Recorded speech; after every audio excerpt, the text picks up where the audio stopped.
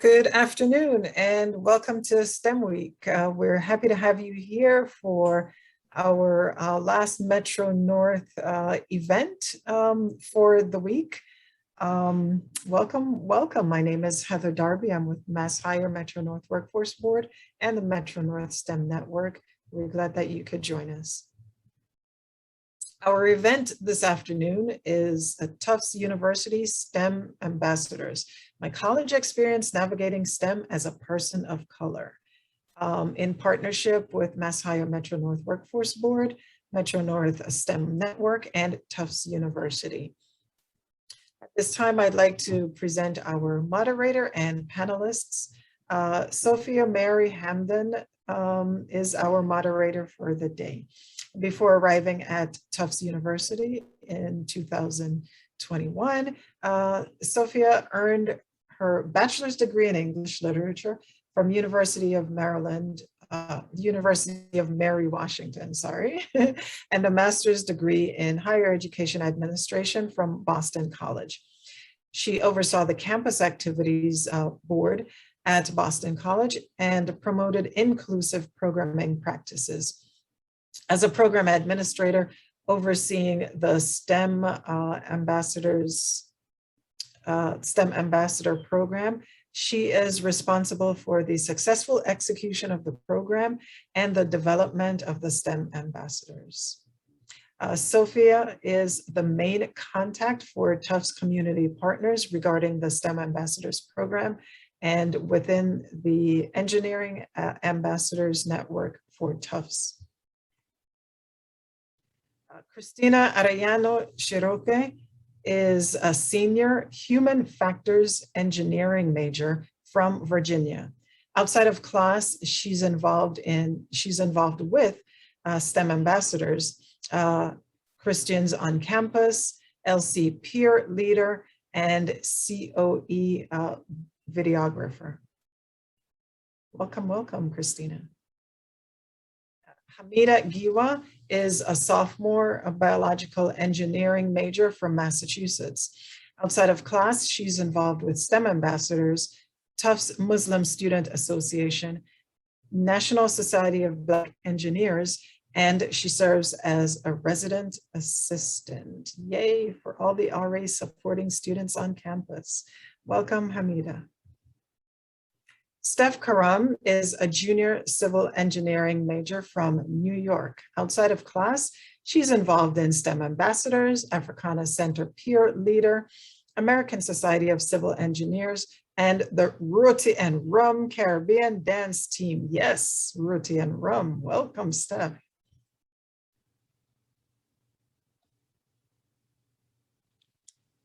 So at this time, I'd like to turn it over to our moderator, Sophia. She will guide us through this conversation. Awesome. Thank you, Heather, for the warm welcome.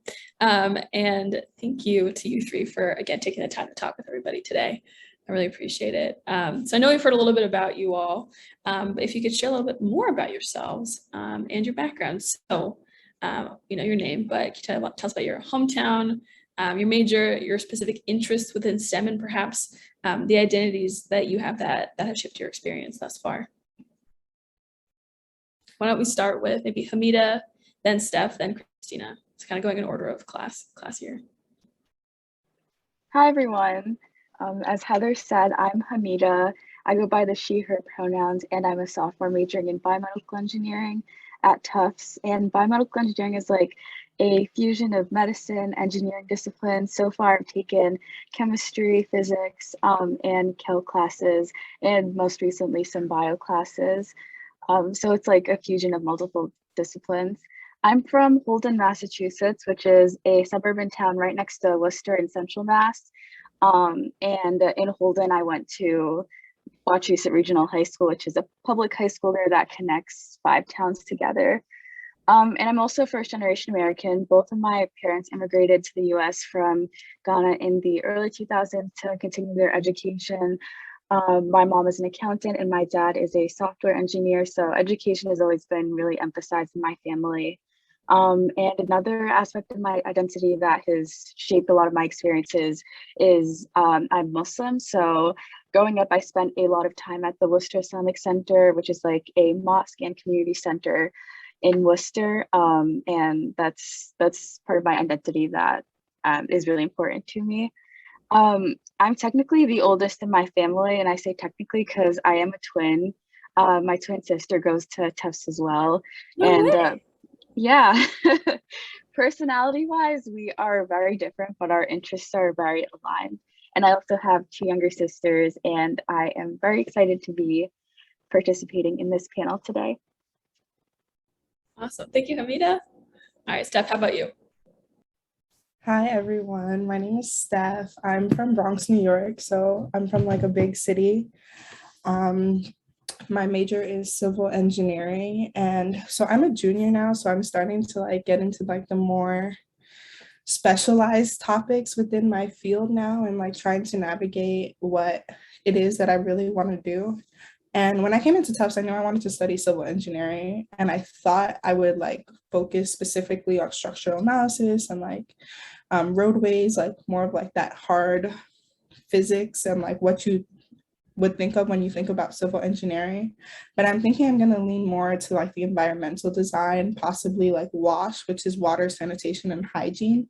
And that's become really, really interesting to me. So I'm thinking that's where I'm going to like focus my interest on. And right now I'm actually taking a class with Danielle and Tane, and it's WASH design, and where we learn a lot about user-centered design and including the users and their feedback when we design projects and like products. And like right now we're focused a lot on low-income contexts and like providing clean, safe water to people and studying those products right now. So that's really interesting to me, and it makes me really excited.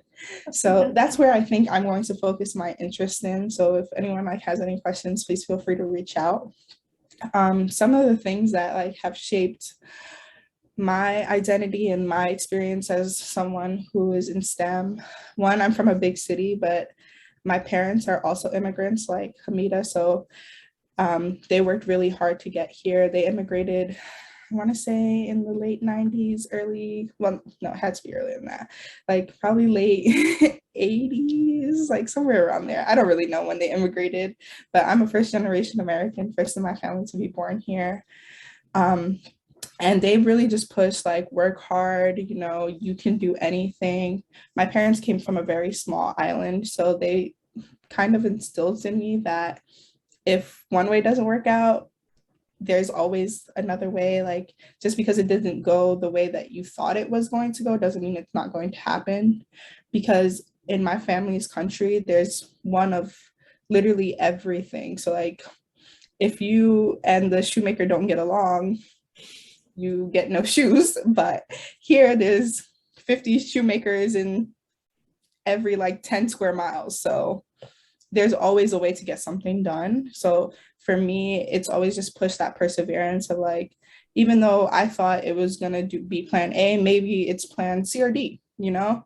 So just like pushing that. And that's the one thing that I try to keep in mind at all times, that like, I have an idea of like what I want, but I don't know exactly how that's going to work, and just kind of going with the flow and like taking whatever life throws at me. So yeah, thank you. Awesome. Thank you, Steph, for sharing that. That's wonderful. All right, Christina, how about you? Yeah, thanks. Kind of piggybacking off of her, what she was mentioning. But my name's Christina. I'm a human factors engineer. I'm from Leesburg, Virginia, and that's mainly like Northern Virginia. So it's not exactly what you would think of as very rural, but it does have some parts that are kind of like rural, I guess. And then I like to participate in a lot of Latinx inspired events, and as well as mental health based advocacy groups. In addition to human factors engineering, I also am super interested in social psychology. So I take a lot of psych classes, which kind of does work really well with my curriculum because it just fits into my degree requirements. And yeah, some of the identities that I think really stand out to me as I come into Tufts is like exploring my Latinx roots and identifying what Indigenous identifying means to me, and like how religion comes into play and all of that. So it's a bit of a mess, but it's a really hot mess, but it's a really interesting one too. I feel like it's been such a really exploratory phase of my life, and I'm really grateful for it and all of it, all the things it's brought. Awesome, thank you. And fun fact, Christina and I are from the same place, both from Leesburg. So we found that out this year.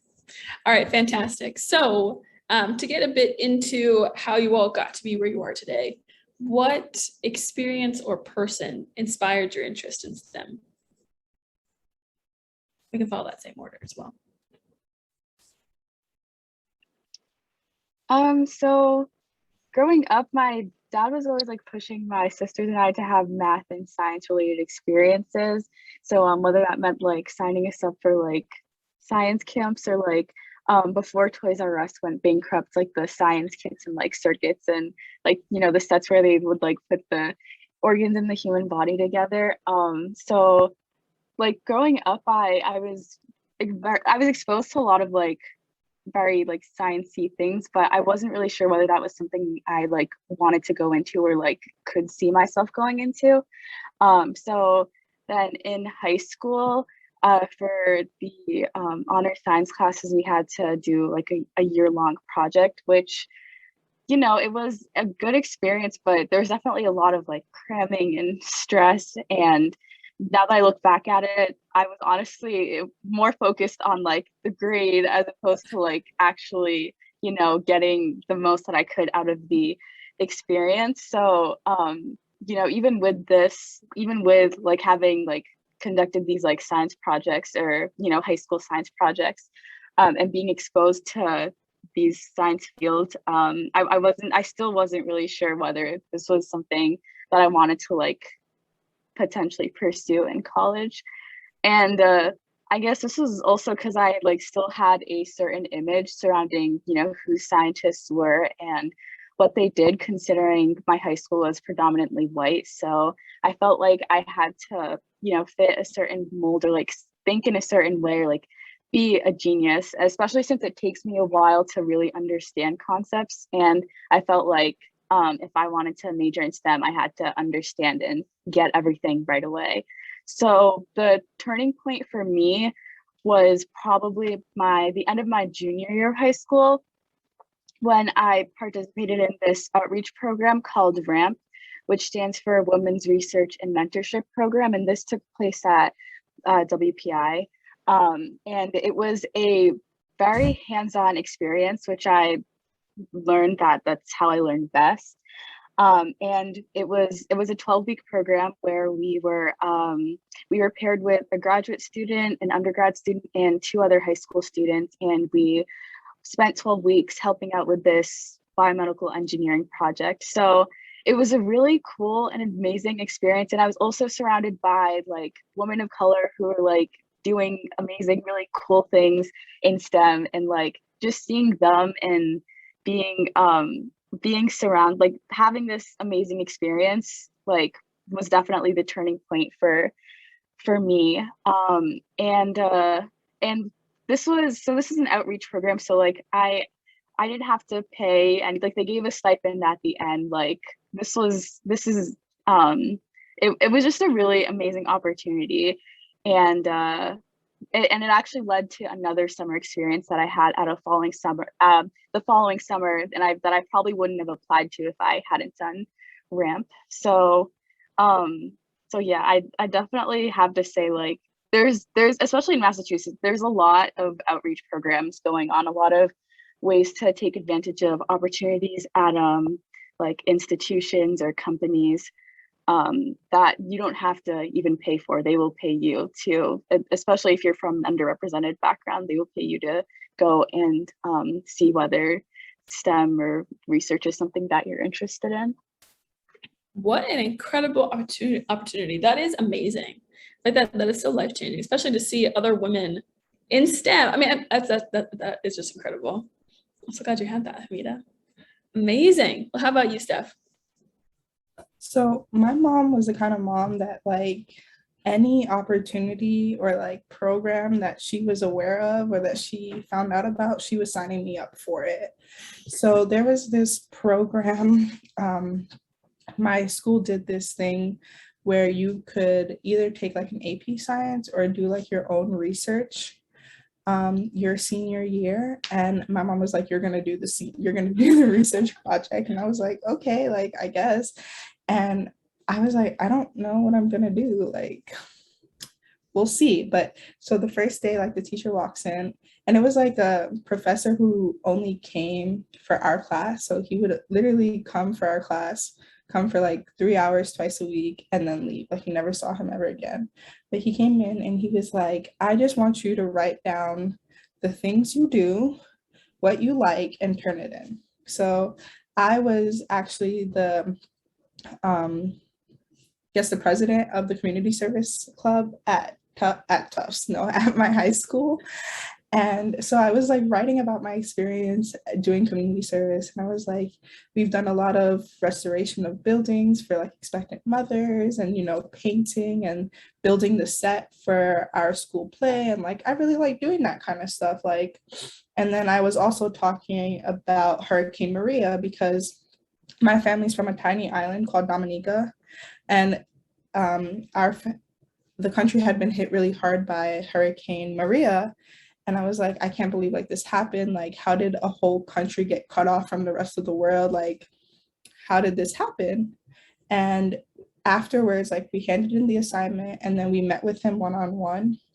And we were talking about Hurricane Maria. And he was like, I think you should do like a research paper on mitigation techniques for hurricanes.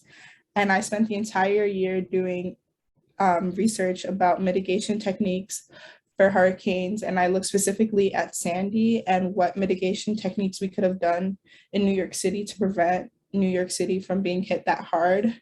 And then how we can apply those mitigation techniques in other contexts. So that's what I did. And then I was like, maybe I could study civil engineering. And then I found out about structures and I was like, they're all so pretty. Maybe I'll build buildings. Yeah. And that's how I decided, okay, like this is what I'm going to do for the rest of my life. And yeah. That's amazing. I mean, I always think it's so incredible. I feel like I hear a lot of stories about like that one teacher who like saw your potential, like suggested something to you. And where oftentimes I feel like we don't see that in ourselves. And it's such a special moment. I feel like it's a huge transition moment. Yeah. And I love that he didn't like say like, here's a bunch of topics, pick one. He was just like, tell me what you do, tell me what you like. And then from there, maybe I can pull something from what you already do to like help you find a topic to research and talk about. Right. So I really like that. That's amazing. Well, yeah, because I feel like research can be so personal to each of us, you know, and I think to make sure that serves something that is so passionate and so like something you're so invested in, I think is so important. That's great. Awesome. Thank you for sharing that. All right, Christina, how about you? Hi. Okay. So, I think the thing, or like the people who inspired me the most definitely were my parents. Even though I am first gen and they have not studied here, I could just see like how their experiences as growing up as a child and going to high school in Peru has shifted their mentality about like where they want to head in the future. So my parents would always mention, oh, are you sure like you want to take this class or that class? Like they just like kind of help me navigate and guide me through like the course research process in high school, like just choosing and electing classes and taking teachers' recommendations for certain classes or taking honors here or AP here. And a lot of the time, I think just seeing how willing they were to like literally reach out for knowledge that wasn't really available to them, that like they were willing to like take that extra step and like because I'm their child, they wanted to push me to like to have a better future. So I think that was like really something impactful because like back in like I think my senior year, I realized the influence of like how people can impact you in so many different ways that you don't even realize that at that time. It's only when you self-reflect and you later on realize like, wow, like they didn't really have to do that, but they really did. So that's really inspired me, like, because I think it's I think sometimes people's impact on my life has been so different And I think I never felt like something like, yes, there have been bad experiences, I think I could say, even during high school, but there was always like some white lining in the clouds. There was always some lesson I learned or something. And I feel like my parents definitely influenced in the way that I thought about it. So when I thought about STEM as a career, I definitely felt like my dad was just like Hamida's dad, like he was like, just do all this math problems during the summer for fun. And I was like, okay. So it was kind of like, and I figured I was good at it. So I was like, okay, this just makes the most sense to do it. So Yeah. Well, I think that's so amazing. I think that there is such power in the people around you being so positive, and I think supportive. I think that having people tell you day in and day out, like, you can do this, and you're, like, you have the ability to do this. I think it's really life changing. I quick aside, my father, he's an immigrant as well. He came to the US in the 80s, and he's first gen. His whole family have less than like a third grade education. And so he'd always told us, you're going to go to grad school. Like, you're going to get your PhD. Like, it's, and so growing up, I was like, oh yeah, I'm going to go to grad school, not thinking that it was a thing that I couldn't do, And so I think, again, having someone tell you that every day, it just changes your outlook on life. And I think it really, you just feel so confident in your abilities. I think it's really incredible. So I'm glad that you had that in your parents as well. That's amazing. Okay. All right. Enough about me. Next question. So going from you getting inspired about STEM, how did you then navigate the college admissions process? How did you decide what schools you wanted to apply to? Did you apply to a lot? How did you settle on Tufts? Well, I should say settle. That's the wrong word. How did you choose Tufts? Yeah, all that. So I began touring local colleges junior year of high school. I knew I wanted to stay in Massachusetts or just close to my family. So I mainly applied to schools in New York, Massachusetts, Connecticut, in the New England region. Um, uh, in the end, I ended up applying to 11 schools, which I think is a little on the higher end because I think the average is around 6 to 8 schools. But yeah, so touring was definitely really like helpful just to get onto the campus, see the vibe of the students, actually like hear from their experience and like picture like ask myself like, do I see myself go like being walking around this campus and being a student here, and like in terms of the process itself, I Google spreadsheets was very, very effective for me. So especially since I'm like a very visual person and I just want to see, things at once. So I included the name of the school, the location, demographics, like how much is their application fee? Do they have the major that I'm looking for? How much do they usually cover for financial aid? So I just had this like growing large master spreadsheet that I would continue adding information to, and that I kept even after I had like gotten the decisions back. I color coded like which schools did I get into, which schools did I not get into. So, and there's so many templates online. Yeah, so I looked up like college application, Google spreadsheet, and grew mine from there. And that helped me stay very organized because the process it takes time. It's time consuming. So especially since high school doesn't pause while you're applying to college. So yeah, for me it was just important that number one, I started early or at a decent time, and number two, that I was staying organized. And something else that I found useful is that I kept a list of activities I had done starting from freshman year of high school. So these are like, however big or small, like whether I attended like I volunteered for 1 hour through this program, or I played a certain sport for a couple seasons. I just threw it all on there, the stuff that I was doing in school, the stuff I was doing out of school. And so when it came time to dealing with the activity section on the Common App, I started to do a bit more of like a little self-reflection, like, and start to group things together, like what activities is there like a trend in the activities that I participated in? Like, what does it say about, you know, me and like the story that I can portray in my application? And like, and even if you didn't have as many experiences outside of the classroom, but like, you know, what classes did you tend to enjoy more? Was there a project that you did in a certain class that was really, you know, you really benefited from? So those are the things that I was thinking about. And so when it came time to figuring out, you know, which activities to actually put on the Common App, it was a lot easier. Yeah, of course, not everything went on there, but I knew which ones I wanted to wanted to highlight.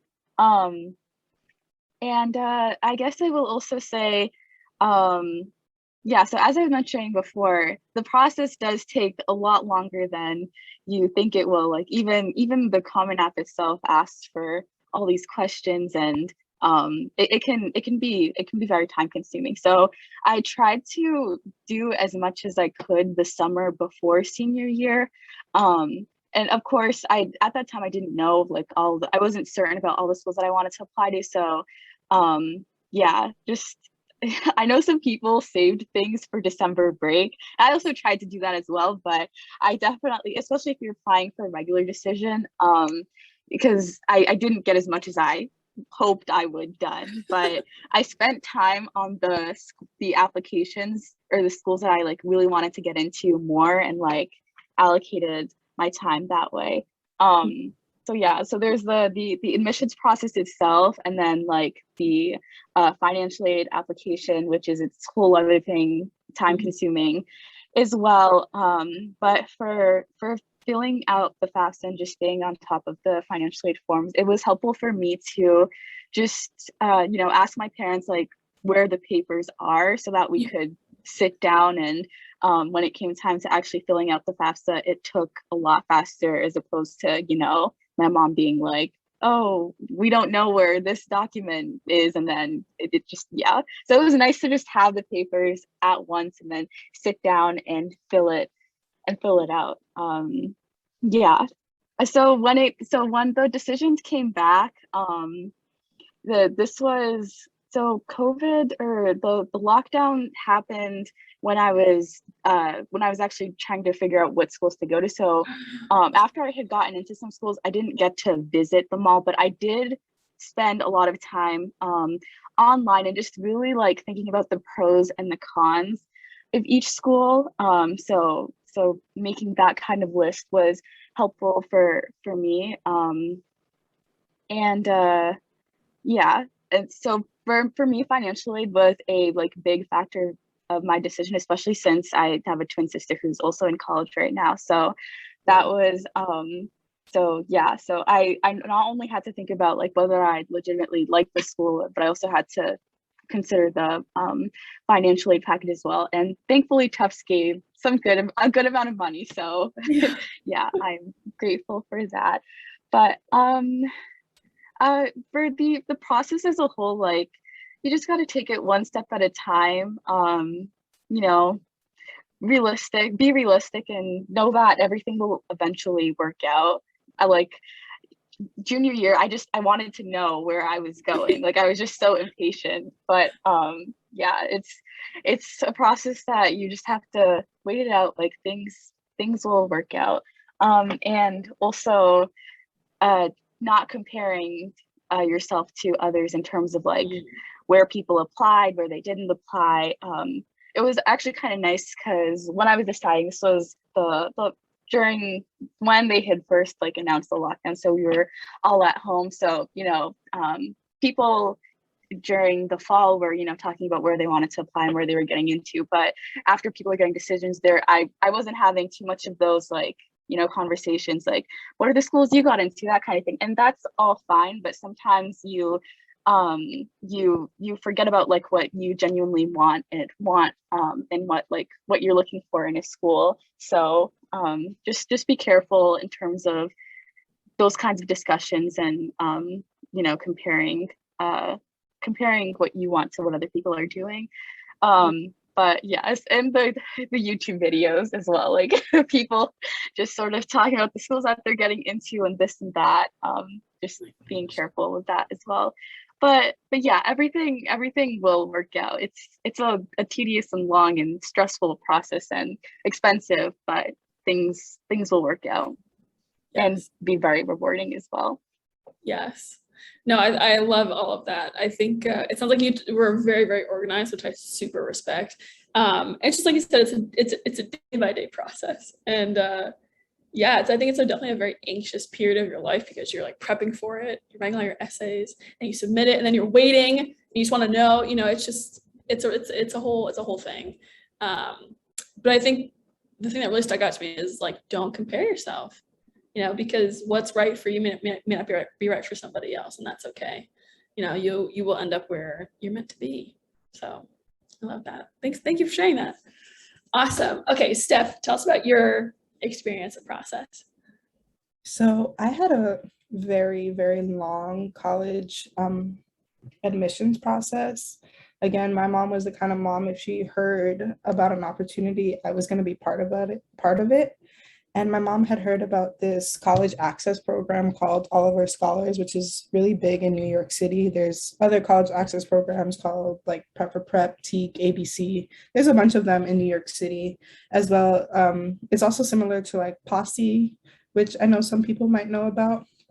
But what they did is kind of what Hamida did on her own, but they laid it out for you. Like, kudos to you, Hamida, because I don't think 14, 15-year-old me could have organized myself like that. But the summer after freshman year, they took us on college tours for 2 weeks and we saw 20 schools in 2 weeks. It was absolutely wild. But what they would do is after every school, they would have us fill out a Google form about like, what did you like? What did you not like? Did you like the location, food? Like, how do you rank it compared to the other schools? And so we did that in the summer after freshman year and the summer after sophomore year. So in total, I saw 40 schools. And then at the end of the summer, we would have a meeting with the college counselor and we would look at the list and be like, okay, so like, what schools are we like really thinking about? And like during that process, I kind of put too much emphasis on the numbers. So like I was like, my GPA isn't a 4.0 and my SAT score is not a 1580 or whatever it was. Like, and they really encouraged me to be like, you're just believe in yourself and like know that you're capable and it's not just a numbers game. Like your personality and what you do outside of school plays a part. So and then the summer after junior year, they sat with us. They made us write out every single activity. And they were like, okay, what did you do your freshman year? What did you do summer after freshman year? What did you do sophomore year? What did you do this year? And then they like wrote down all the documents that we would need for FAFSA, emailed it to our parents. And then they would like sit down with us and be like, okay, start thinking about what you're going to write about for your college essay. Like, I basically spent the entire summer doing my college application process so that by the time the school year started, all I had to do was click send. And everything was laid out for me, which I'm super grateful for because again, I don't think I could have done it during the school year or like on my own navigating that process, which is why I'm like so thankful that my mother is proactive. She's the kind of person like, oh my gosh, did you hear about this opportunity? You have to do it. Like, it's not even like a question. And so I ended up applying early decision to Tufts because I was like, I really like Tufts. Like, I really enjoyed being on campus. We came for a school visit, I think the summer after my sophomore year. I can't remember. But then I was like, I really like Davis. It's so nice. It's kind of giving like New York City vibes, but like a little bit smaller and like less super big. And I only really had 3 criteria when I was looking at schools. I knew they had to have my major, they had to be ABET accredited, which is specific to engineering if you want to be licensed afterwards. And then they had to meet 100% of demonstrated need for financial aid, because I didn't want to put a really big burden on my parents.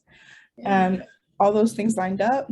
My college counselor was like, okay, you're going to apply to Voices, which is a fly-in program. I know a lot of schools do fly-in programs where they'll pay for you to come visit the school. So he was like, if you apply to Voices and they take you, I think that's going to be like a good indicator to that you'll possibly get accepted if you were to apply early decision. So I came to Voices, they accepted me. I had a great time and I was like, yep, I'm applying early decision. But in my early decision application, November 1st, December 15th, got the acceptance and coasted the rest of senior year. Oh my goodness. Steph, I am in awe of that program. I think that is such an incredible opportunity. Everything out for you. Like, honestly, I wish every kid in America could have access to the Access program, because it's the way everything was laid out for me. And all I had to do was fill it out. Right. And I think, and I really love that they took you on tours, and it wasn't your junior year when I feel like everyone's talking about college, which is a lot of pressure. It was early, you know, and I think that's one of the things that I think I found, where I feel like you don't really know what you want or you don't want in a school until you actually get there. You know, you're like, oh, like it takes a long time to walk across campus. I don't like that. Or like where it is, or you know, I think they're just things, you don't know what you don't know. And I think it was so wonderful that you're able to go and they asked you to think about it critically. Like, what is it that you liked? How does this rank with other schools? I mean, that's just incredible. And your mom should be a college counselor, because she sounds like she's on the ball. I don't know what she does. It's like she's just like finding everything. I'm like, how do you do this? Like, and honestly, like, Hamida, I'm so in awe of how you organized it all yourself, because if it wasn't laid out for me, I don't think that I could have done it. Like, definitely the Google forms that they made us fill out after every tour was super helpful, because like it was like, what do you like, what do you don't like, and it was also really helpful because we did it in the summertime and we did tours. So I was like, this campus is too big, it's too hot, like there's no way I'm walking around this entire campus for the rest of my life, like I can't do this. Right. It's really helpful. And what is the name of that program called? All of Our Scholars. Okay. Yeah. It's specific to New York City. There's other ones like ABC and TEAC. They're also in the city. Prep for Prep is like the really, really big one that most people know. But yeah. Thank you. Thank you for sharing that. All right, Christina, can you please tell us about your experience? Yeah, for sure. I feel like navigating the college admissions process, probably the beginning and the end were the hardest parts for me, where yes, I filled out all the basic statistics and demographical things that they asked us at the college application, the Common App mainly, but then it's actually like the writing part where I was like, okay, I really want it to like personify who I am without like not giving too much like information about just my academics, but that is kind of like all of like 15 hours of my day. But in addition, it was like, and when I say the end, it's like the hardest part for me at the end was like deciding which school I would go to, because I didn't want to make the wrong choice, basically. And I quickly found out after I got the decisions back, like the wrong choice really wasn't a wrong choice. It was just like the choice that I had the least peace with. So I was very like, through my decision-making process, I was talking a lot to my elders in my community, friends, people who are already in college. And I was just asking them, like, how did you choose your school? Like, how did you know it was the right fit for you? Because I didn't have the opportunity to go visit those schools. I lived in Virginia, so it's like all these mass schools and like even the Virginia schools, in-state schools, were all really far away. And my parents just didn't have that ability to like be able to take me there themselves. So I was like, okay, I'm just gonna research as much as I can and try to like talk to people, see their insights on like what makes the campus their favorite place or the worst place, apparently, for some people. And it was I think like what really helped me was one friend who mentioned like you should shoot for the stars and dream big. And that just really resonated with me because I was like, oh, that means I shouldn't be scared to like go out of state. I think a lot of the internal struggle I had about deciding to choose between in-state and out-of-state schools was mainly on like how close my family is, and like financial aid was a huge part. So I was like, oh, I'm not sure how much the financial aid will be outside, but a lot of mass schools have really good financial aid, and it's competitive to get in, yes, but like it's definitely not impossible because I mean, there are plenty of students here who probably would have, including myself, that probably wouldn't have imagined themselves here, but are here. And I think it's very like rewarding seeing that we've not only like become a part of the community, but we've like done something to like give back to the same community that like welcomed us so warmly at the beginning. So it was a lot of, yeah, I think that's the biggest struggle, like the beginning writing essays and then the end where it was just deciding. So that was a huge thing. Yeah. No, I really appreciate those insights. And I think that's one of the reasons why it can be such an anxiety inducing part of the process, like deciding where to go. Cause I feel like we put so much pressure on the decision, you know, it's going to like choose the direction of your life or whatever, you know. I think that there's a lot that goes behind it. And I love that you framed your thinking as, you know, it's not necessarily the wrong choice. It's just the one that gives you the least amount of peace, which I think is a really cool way to look at it. So that's awesome. Thank you. Y'all are amazing. So, all right, next, we kind of talked about, you know, your journey, you know, kind of like through high school, those like inspirational moments, you know, then getting into college. So now that you all are here at Tufts, what advice might you give someone with underrepresented identities like yourselves who want to pursue a major or career in STEM? Before I like address this question, I did want to mention that like I obviously did not like do the college admissions thing. Like I didn't get through that alone. I had a lot of support like from my I was also doing it simultaneously with my sister, so we were sort of like helping each other out. Like she would like research these schools and I would like research, you know, these schools, and we'd like yeah we tag team. And then like I went to teachers to like read my my essays, and you know, as both Christina and Steph like mentioned, like, you know, talking to friends and like their experiences as well also helped me. So yeah, no one does it alone. I definitely had a lot of support. But for in terms of advice, I would say don't get discouraged if you are struggling, and know that there are students who share similar struggles.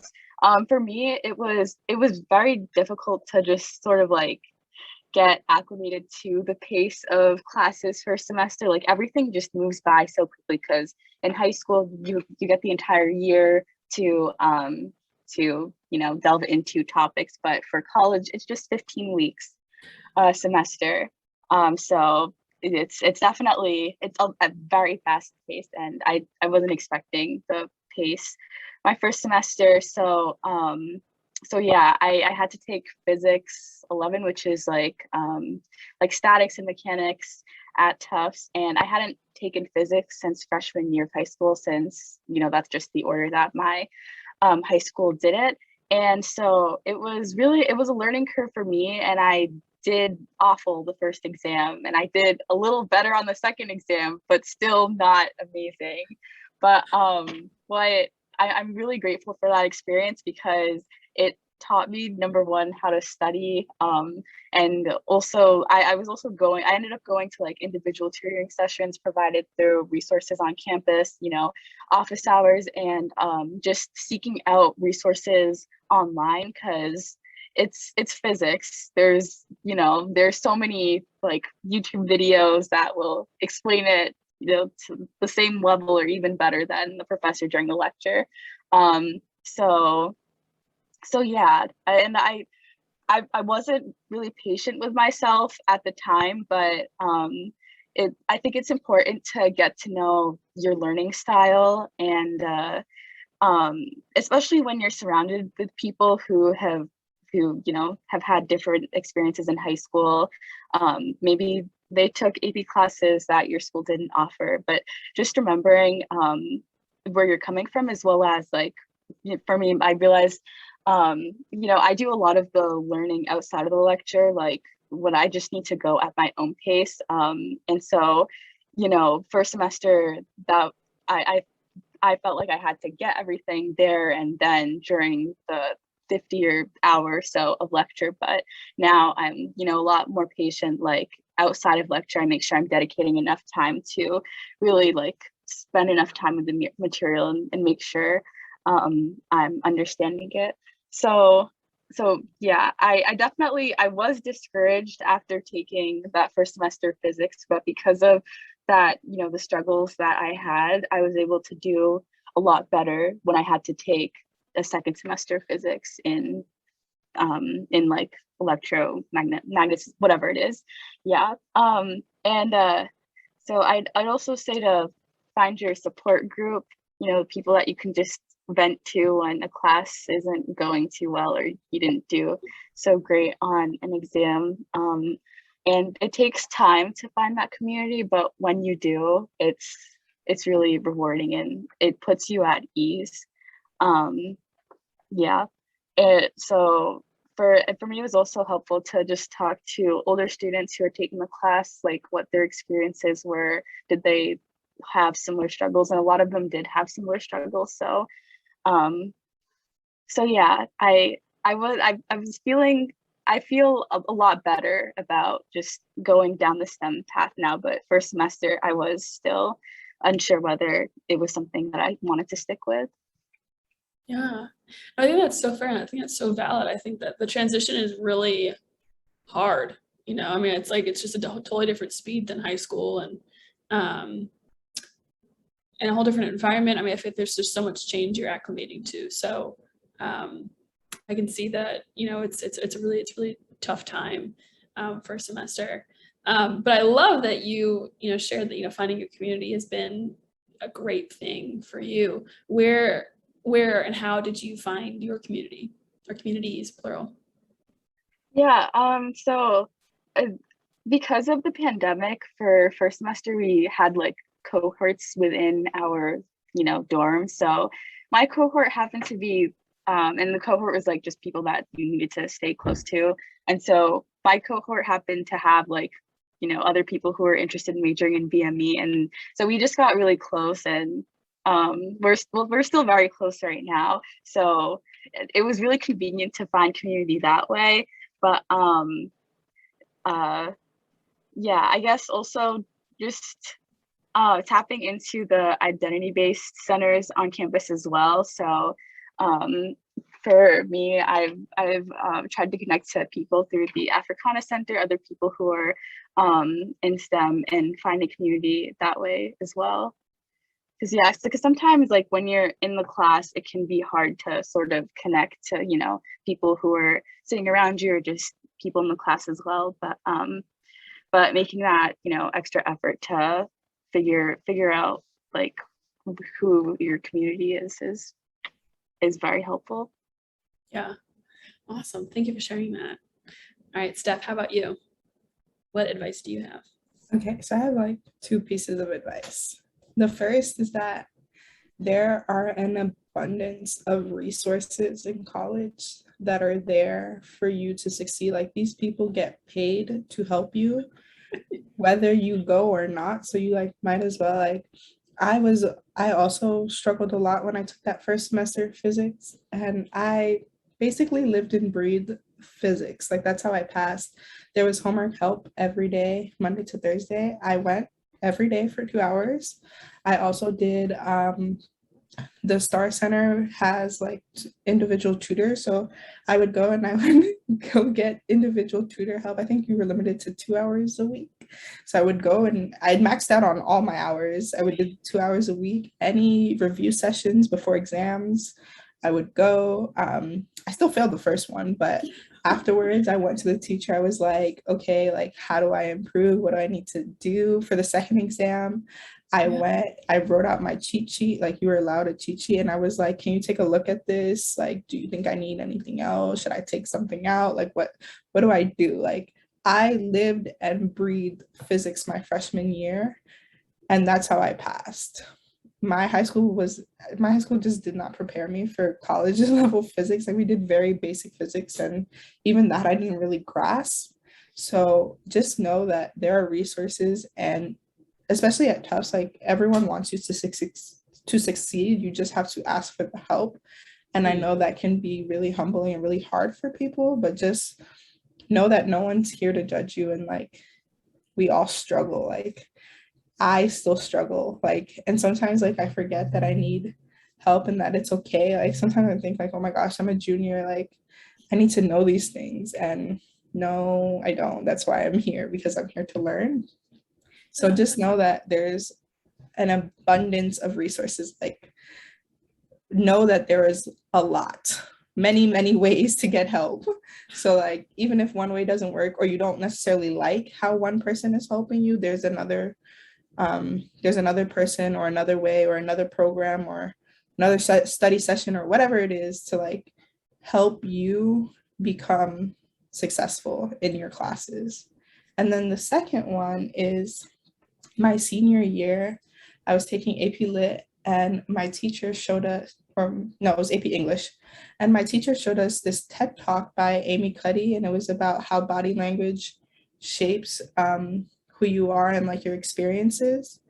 And she was talking about this, like the saying, like, fake it till you make it, and how it should really be fake it till you become it. So like, when I was a freshman, I came in like with a very like negative mindset. Was like, I can't do this, I'm failing, like, I'm stupid, like, da da da da, like, just really talking really bad about myself.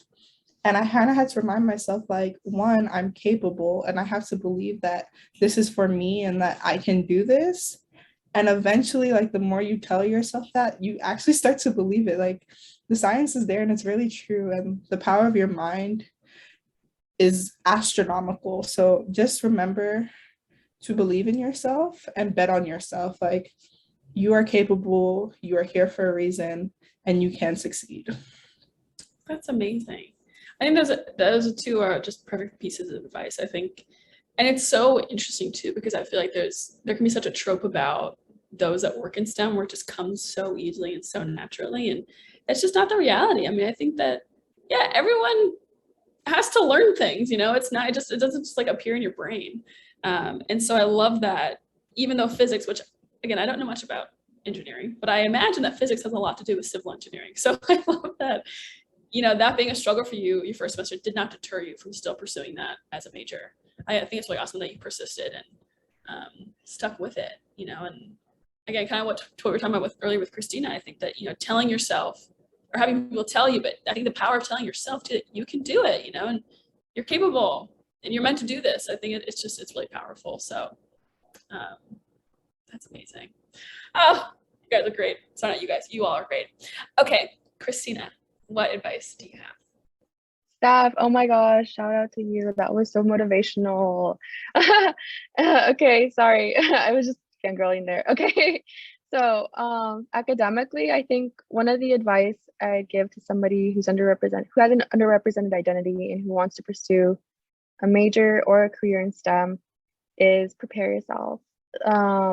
As we've noticed, there is a trend with Hamida and Steph and me, like it's rigorous. Like, people don't lie. It's rigorous. It's very true. I think the workload is a lot more intense and mentally taxing. You'd think maybe one assignment doesn't seem too bad in one class, but in a comp sci class, that could take 20 to 30 hours. In physics, I'm not really sure how much, but in math classes, you'll be going through around 2 notebooks a day. I'm just kidding. It's semester. I said a day. Anyways, but literally it's very rigorous. But I think coming to say that, don't feel afraid to be the first, because professors always mention this on the syllabus when I first got here. Don't be afraid to ask questions, and it's really true. Like, don't, because even a stupid question, quote unquote stupid question, is like 9 times out of 10 other people have the same question too, and it's people who are majoring in the same topics that will shock you the most, because they will be the ones that have the most questions, who will leave the lecture unanswered. And it's a lot, because being able to say, I don't know this, but I want to know this, or I don't even know what I don't know, it's just a big step. And it's like the act of just humbling yourself and being like, I'm a novice at this, I'm a learner, and I can learn this. I really like the point that Hamida also touched about support. I think embedded in the roots of any community are people who are willing to help. So you never have to do it alone. And maybe the whole work is like the work you might have to do it alone, but the support, you definitely don't have to do it alone. Like emotionally, there are resources out there, and CMHS is the Center for Mental Health Support, and it's really helpful for a lot of people, and including me. I think it's been such a great tool to like emphasize how big mental health works in our life. Like, your mind is powerful, and we don't take care of it enough.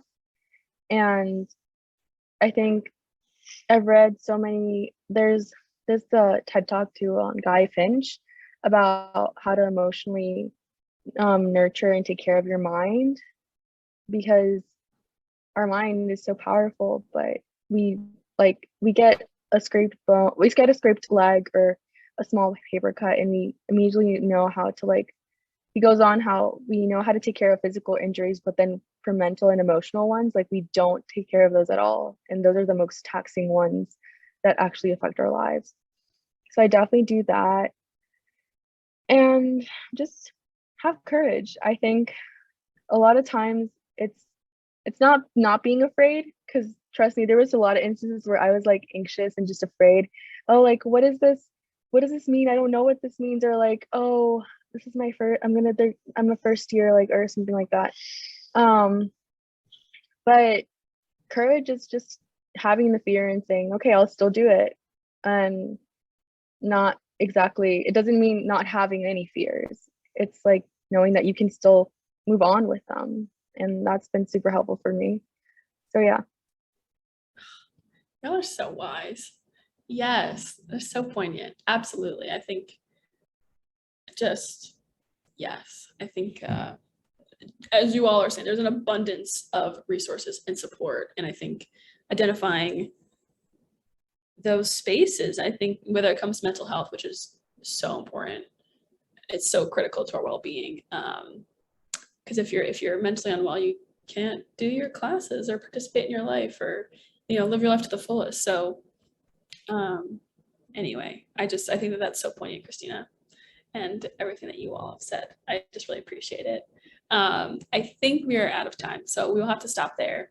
But I just want to tell you all, I really appreciate you taking the time again to share your insights and experiences. It's been just really wonderful to hear you all reflect on these I feel like really critical turning points in your lives. So I just really appreciate you sharing with us. So thanks. I'll turn it back over to Heather now. Thanks so much, Sophia. And I also want to thank you, Steph, Christina, Hamida. Thanks for sharing your experiences. The theme of STEM Week is see yourself in STEM. And through your sharing your experiences, we hope that it starts a spark for some student out there who is interested or didn't know they were interested in STEM to get involved and really do see themselves in STEM in some capacity. Thanks once again for joining us in STEM Week and presenting your experiences in STEM.